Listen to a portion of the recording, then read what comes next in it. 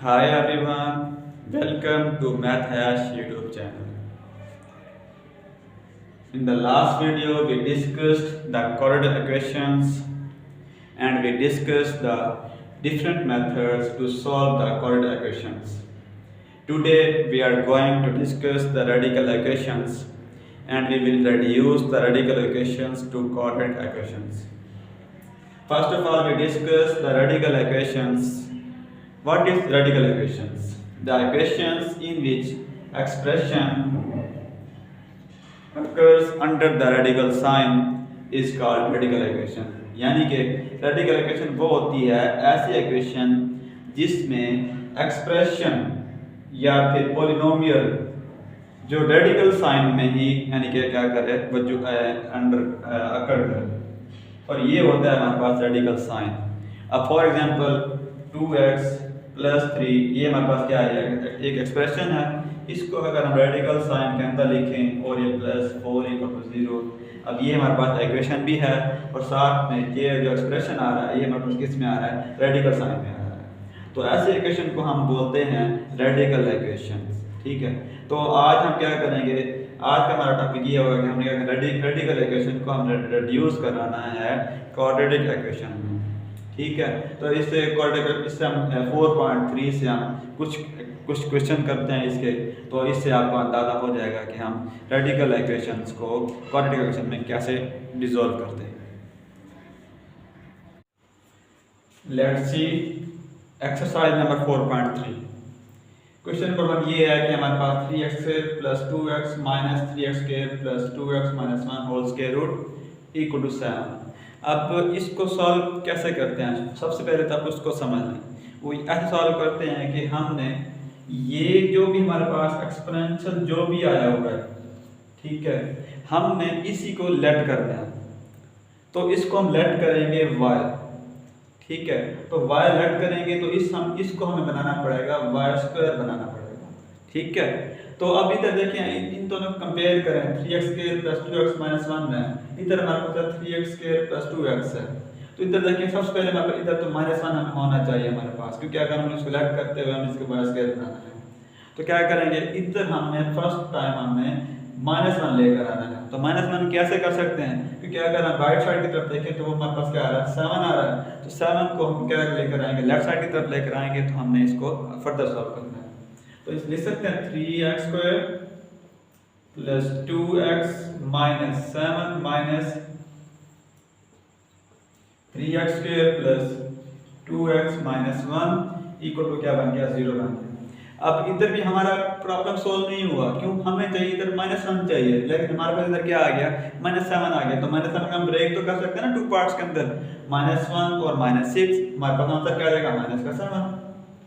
3x² plus 2x minus 1 minus 6 minus 3x² plus 2x minus 1 equal to 0। अब हमने क्या किया, हमने ये किया कि -7 को ब्रेक कर दिया टू पार्ट, क्यों, क्योंकि हमें -1 चाहिए था इधर। ठीक है, तो हमने क्या किया, अब ये हमारे पास रिक्वायर्ड कंडीशन के मुताबिक हमें ये आ गई। तो क्या करेंगे, अब हमारे पास सॉल्यूशन तो हम आ गया ना, तो क्या करेंगे, इस पूरी यानी कि टर्म को हम क्या कर लेंगे, लेट कर लेंगे y के equal.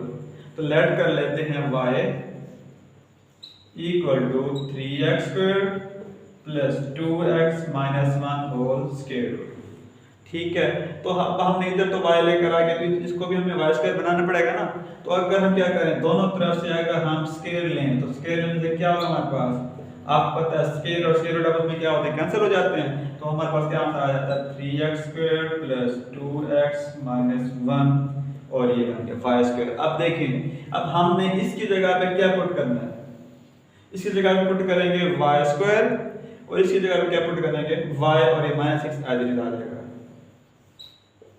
-6 minus y equal to क्या बन गया।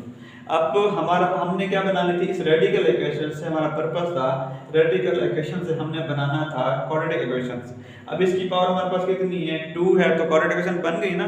तो अब क्वाड्रेटिक इक्वेशन को सॉल्व करने के हमने 3 मेथड डिस्कस किए थे प्रीवियस वीडियो में, वो भी आपने अगर वो वीडियो नहीं देखी तो वो भी वीडियो जाके आप देख लें। तो ये क्या बनेगा, इसको हम सॉल्व करने वाले सबसे पहले इसको रीअरेंज कर दें। अब इधर देखिए हमारे पास दोनों साइन हमारे पास कौन से हैं, माइनस के हैं, और b की वैल्यू भी हमारे पास किस में है, माइनस में है। तो ये दोनों एक फैक्टर हमारे पास प्लस का बनेगा और एक फैक्टर हमारे पास माइनस का बनेगा, लेकिन बड़ा वाला फैक्टर कौन सा होगा, वो माइनस वाला होगा। ठीक है, तो हम लिख सकते हैं अब ये 1 है, 1 6 कितना होता है, 6 होता है। अब दो फैक्टर ऐसे लेकर आना है, उनको मल्टीप्लाई करके हमारे पास 6 बने, लेकिन अगर हम उन दोनों को प्लस माइनस करते हमारे पास क्या बने, वो माइनस का 1 बने। तो आप देख सकते हैं 3 2 द 6 होता है, 3 में से 2 को माइनस करेंगे तो हमारे पास क्या माइनस का 1 आता है, और मल्टीप्लाई कर हमारे पास वो क्या आता है, 6 आता है। y square minus 3y plus 2y minus 6 equal to 0। अब लेट्स सी, अब चेक करते हैं। अब माइनस 3y प्लस 2y हमारे पास ये माइनस y बनता है या नहीं बनता, ठीक है। तो इसके बाद फिर क्या करते हैं, इन दोनों को फैक्टर बनाते हैं। अब इन दोनों के पेयर बनाएंगे, इन दोनों के पेयर बनाएंगे, तो इन दोनों के पेयर में हमारे पास क्या चीज कॉमन आ रही है, एक हमारे पास कॉमन आ रहा है, y कॉमन आ रहा है। तो y कॉमन ले लिया हमने, बाकी क्या बचा, इसमें से y बचा, y माइनस 3। अब इन दोनों टर्म हमारे पास क्या चीज कॉमन आ रही है, आप देख रहे होंगे कि प्लस 2 हमारे पास कॉमन आ रहा है। क्यों, क्योंकि 2 और ये 2 3 था, क्या होता है, ये 6 होता है। तो 2 हमने कॉमन ले लिया, इधर क्या बचा हमारे पास, y और माइनस 2 3 था, 6 इक्वल टू 0। अब ये देखिए हमारे पास ये भी y माइनस 3 है, ये भी y माइनस 3 है। अगर हमारे पास फॉर एग्जांपल ये दोनों हमारे पास सेम नहीं बनते, तो फिर हमारा क्वेश्चन में प्रॉब्लम होगा कि हमने इसके फैक्टर हमने सही नहीं बनाए। ठीक है, अब दोनों हमारे पास क्या है, ये भी y माइनस 3 है, ये भी y माइनस 3 है, तो हमारा आंसर क्या है, ये ठीक है। अब ये देखिए हमारे पास ये एक टर्म में, ये दूसरी टर्म में, इसमें से हमारे पास क्या कॉमन आ रहा है, इसमें से हमारे पास आ रहा है y माइनस 3 कॉमन आ रहा है। तो y माइनस 3 कॉमन लेंगे तो बाकी बचेगा हमारे पास y प्लस 2। अब इसके बाद y minus 3 y plus 2 equal to 0 है ना, तो हम लिख सकते हैं जब दो पॉलिनोमियल प्रोडक्ट इक्वल टू 0 तो हम कहते हैं कि either y minus 3 equal to 0 और y plus 2 is equal to 0, और y plus 2 equal to 0। Hence we get y is equal to 3 और y is equal to minus 2। अब हमने y को हमने क्या लैड किया था, y को हमने लैड किया था 3x square plus 2x minus 1 का स्क्वायर रूट। अब इधर से हमारे पास y के दो सोल्यूशन आए हैं, तो हमने सोल्यूशन निकालने हैं x के। इस वजह से हम जो भी जब मैंने y को लैड किया है वो हम एज इट पुट करेंगे।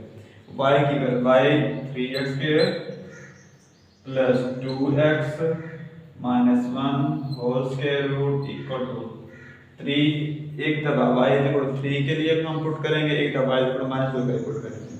अब ये हमारे पास क्या स्क्वायर रूट आ रहा है, तो हम क्या करेंगे, स्क्वायर रूट खत्म करने क्या करेंगे, दोनों तरफ से स्क्वायर लेते हैं।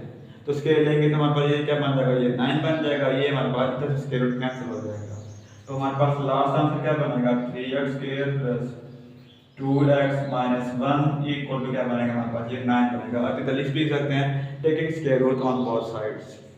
इसके बाद फिर क्या होगा, माइनस ये प्लस 9 इधर जाके हमारे पास क्या होगा, प्लस माइनस 9 होगा। तो हमारे पास आंसर क्या बनेगा, 3x square plus 2x minus 10 equal to 0। ठीक है, तो अब इसके बाद फिर हमारे पास अब ये देखिए फिर हमारे पास फिर क्वाड्रेटिक इक्वेशन बन गई। तो क्वाड्रेटिक इक्वेशन को मैंने आपको बताया था स्टार्ट में, तो हम फैक्टर वाला इनके फैक्टर बना लेते हैं, लेकिन लास्ट में हम जरूरी नहीं है कि उसके फैक्टर ही बनेंगे। तो आपने क्या करना होता है, लास्ट में आपने फैक्टर नहीं बनाने होते, लास्ट में आपने क्वाड्रेटिक वाला फार्मूला पुट कर देना होता है आपने। तो इधर से हमारे पास a की वैल्यू क्या, हमारे पास b की वैल्यू क्या, c की वैल्यू क्या, a की वैल्यू हमारे पास 3 है, b 2 है, c हमारे पास क्या माइनस का 10 है। a is equal to 3, b is equal to plus 2 and c is equal to minus 10। और हमारे पास फार्मूला क्या होता है quadratic, x is equal to minus b plus minus b square minus 4ac divided by 2a, वो ये होता है। ठीक है, वो हम इसको सारे को रेज करते हैं, इस तरह लिखते हैं वो वाला फार्मूला।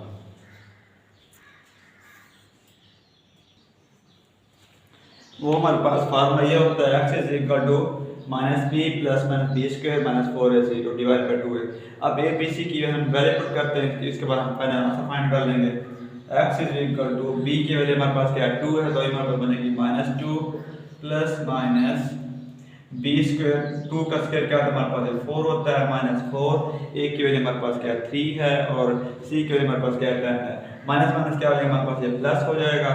इसके बाद 4 टू द 12 और 12 टू द क्या होता है हमारे पास ये 2 10 होता है। इसको हमने क्या किया 4ac में 4 की वैल्यू पुट कर दी, a की वैल्यू 3 है, c की वैल्यू माइनस करना, तो हमारे पास फाइनल आंसर बनता है प्लस का 210।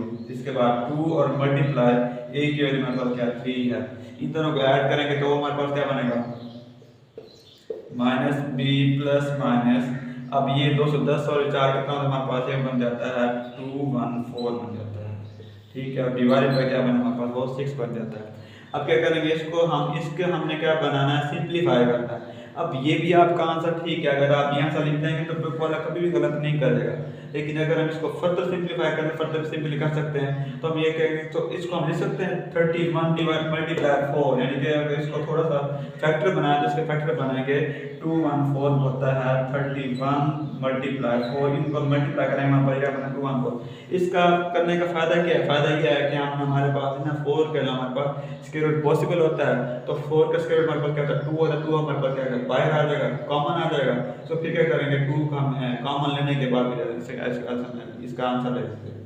तो हमारे पास क्या आंसर बनेगा -2 प्लस माइनस लिख सकते हैं 4 मल्टीप्लाई 31 मल्टीप्लाई करें 214 बनेंगे और डिवाइडेड बाय क्या बनेगा हमारे पास 6 बनेगा। अब देखिए इसमें हमारे पास 4 का स्क्वायर रूट क्या होता है 2 होता है, 2 हमारे पास कहाँ पर आ जाएगा शुरू में आ जाएगा -2 प्लस माइनस 2 का बाहर आ गया और ये क्या बना हमारे पास 31 का स्क्वायर रूट और डिवाइडेड बाय 6 बन गया।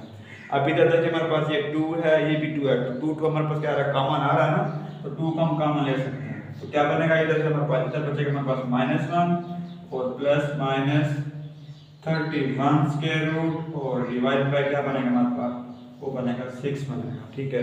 इसके बाद फिर अब ये 2 और 6 आपस में मल्टीपल होते हैं, 2 1 2 and 2 3 6। अब हमने क्या किया बाय 3 को यूज करते हुए हमने इसके दो सॉल्यूशन हमने निकाले, एक माइनस के साथ और एक प्लस के साथ। अब हमने बाय -2 को यूज करते हुए हमने इसके दो सॉल्यूशंस और फाइंड करने हैं, तो वो सॉल्यूशन फाइंड करते हैं इधर फाइंड करते हैं, ठीक है। अब पहले हमने y 3 यूज करते हुए हमने इसके दो सॉल्यूशन फाइंड किए थे, अब y -2 यूज करते हम क्या करेंगे इसके दो सॉल्यूशन और फाइंड करेंगे। अब इधर फिर देखें हमारे पास फिर स्क्वायर रूट आ रहा है, स्क्वायर रूट खत्म करके क्या करेंगे स्क्वायर लेंगे दोनों तरफ, तो वो हमारे पास क्या बन जाएगा 3x square plus 2x minus 1 is बनेगा +4। अब ये +4 है ये -1 है, इधर जाके हमारे पास -4 होगा, तो ये हमारे पास बन जाएगा 3x स्क्वायर प्लस 2x और ये -5 = 0, ठीक है। अब a की वैल्यू हमारे पास क्या है 3 है, b की वैल्यू 2 है, c की वैल्यू हमारे पास क्या है -5 है, a 3 b 2 and c = -5। अब फिर फार्मूला में पुट करेंगे x -b plus minus b square -4ac और डिवाइडेड बाय 2c। अब b की वैल्यू हमारे पास क्या है b की वैल्यू 2 है और c की वैल्यू हमारे पास क्या है -5 है, तो ये हमारे पास बन जाएगा -2 प्लस -2 का स्क्वायर हमारे पास क्या बनता है +4 और ये -4 a की वैल्यू हमारे पास क्या है a की वैल्यू हमारे पास 3 है और c की वैल्यू हमारे पास क्या है -5 है। अब इधर देखिए हमारे पास 2 × 3, अब देखिए हमारे पास ये माइनस है माइनस क्या हो जाएगा हमारे पास ये प्लस हो जाएगा, 4 3 का होता है हमारे पास 12 5 का क्या होता है हमारे पास 65, यानी कि 12 5 का 60 होता है, ठीक है। तो ये हमारे पास क्या बनेगा -2 प्लस माइनस अब 4 प्लस अभी माइनस क्या हमारे पास बन गया प्लस 4 दिया 12 12 बन गया 60, हमारे पास ये बन गया 60 और डिवाइडेड बाय बन गया हमारे पास ये 6 बन गया, ठीक है। अब ये देखें 60 और इसे +4 हमारे पास कितना बनता है हमारे पास ये 64 बन जाएगा।